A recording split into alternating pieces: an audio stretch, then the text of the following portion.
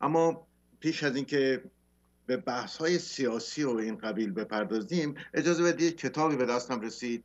حیفم میاد که با شما در میون نگذارم این در مورد این کتابی است به نام سمفونی لایف، سمفونی زندگی. این کتابی است که ملاحظه میکنید. عرض کنم به حضور شما این کتاب توسط خانم دکتر سیمین رجالی نوشته شده. خانم دکتر سیمین رجالی اولین استاد زن در دانشگاه ملی بود. یعنی دانشگاهی که من همیشه یکی از افتخارات زندگیم این هست که در این دانشگاه همیشه ملی بودم. و در اون موقع گرچه خودم شاگرد دکتر رجالی نبودم، اما از دیگر دوستان همیشه وصف این بانو رو میشنیدم که چقدر راجع به کاری که حرفه‌ای که داره متعهده. اون چه در مورد این کتاب جالب هست و گفتم با شما در میان بگذارم این است که این کتاب در حقیقت تجدد و حرکت زنهای ایرانی رو در راهی که پیش گرفته بودن از زمان رضاشاه تا زمان انقلاب در قالب داستان خود زندگی خانم دکتر رجالی تعقیب میکنه.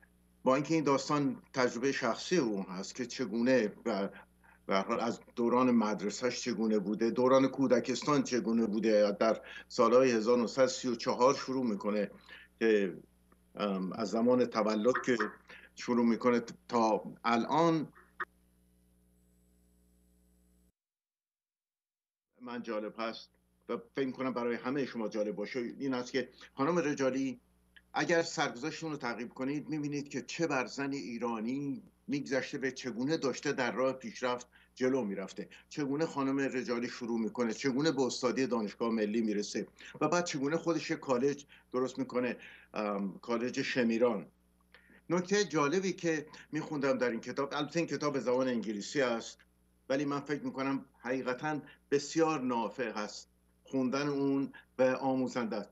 دو نکته گفتم فقط به اختصار در مورد این کتاب بهتون. یکی موقع است که خانم رجالی میره به آلمان و بعد وقتی برمیگرده دوباره میخواد با شروع کنه به تدریس. 1976 بوده. اون موقع یک مرتبه میبینه تمام این دانشجویانی که داشته حالا میخواد سر کلاس دوباره بیان همشون ریش و پشت در آوردن. دختران چارقد به سرشون کردن، رو سری، حالا میگم چارقد ببخشید اسمش چارقده.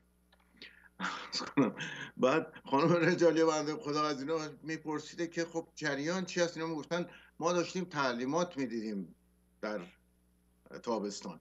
بعد خانم رجالی میگه بعد متوجه شدم که اینا داشتن تمامی دانشجویان گرامی عزیز، میگه در لیبی، در چین، در ارز کنم لبنان، در کره شمالی اینا رفته بودن از زور سیری داشتن تعلیمات چریکی میدیدن. باز کتاب دکتر رجالی در مورد تعریف یک جا از یک سیستم نیست. اجازه بدید من اینم بگم. مثلا اشاره میکنه به یک نکته که حقیقتا باعث تأثیر و باز نشون میده که اون سیستم که ما ازش صحبت میکنیم هرگز نگفتیم اون سیستم و اون نظام بی‌نقص بوده. ببینید میگه موقع فارغ التحصیلی بود و بعد شاگرد اولمون مدرسه کالج شمیران که گذاشته بودن عبدالله موحد بوده، قهرمان بلندآوازه کشتی ایران که میدونید افتخار آفرین ترین کشتیگیر تاریخ ایران بوده. خب عبدالله موحد شاگرد اول شده بوده، توجه میکنید. بعد شهبانو میخواسته بیاد برای مراسم فارغ التحصیلی.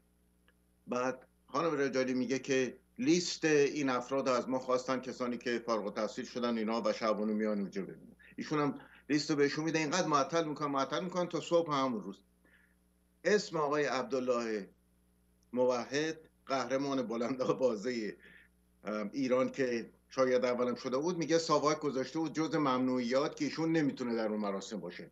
حالا ببینید باید چه وضعی باشه. یعنی خانم رجالی میگه ما اصلا نمیدونستیم چگونه بگیم آقا عبدالله موحد اونجا نبوده.